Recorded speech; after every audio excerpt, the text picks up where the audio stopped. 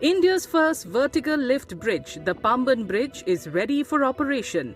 The new bridge will enable trains to cross the sea between mainland India and Rameswaram Island in Tamil Nadu in less than 5 minutes, a significant reduction from the previous 25 to 30 minutes. This new bridge replaces the over century-old bridge which ceased operations in 2022.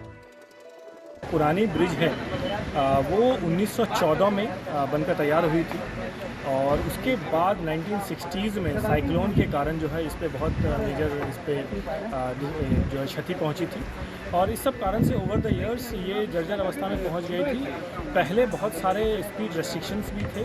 Last जब ये train operate हो रही थी 2022 में, इस दौरान जो है 10 kmph की स्पीड रेस्ट्रिक्शन थी और finally by the end of 2022 यहाँ पे ट्रेन ऑपरेशन पूरी तरह बंद कर दिया गया और इसी सब को ध्यान में रखते हुए वेल इन एडवांस 2019 में नए पंबन ब्रिज का जो है कंस्ट्रक्शन शुरू हुआ था।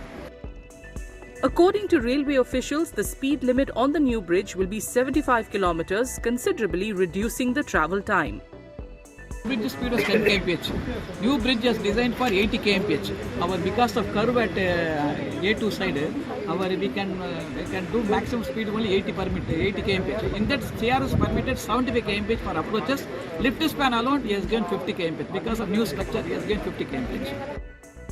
The new 2.08 kilometer long bridge will be operated by an electromechanical system to enable maritime movement. The bridge is ready to be dedicated to the nation and Prime Minister Narendra Modi is expected to inaugurate it within the next few weeks.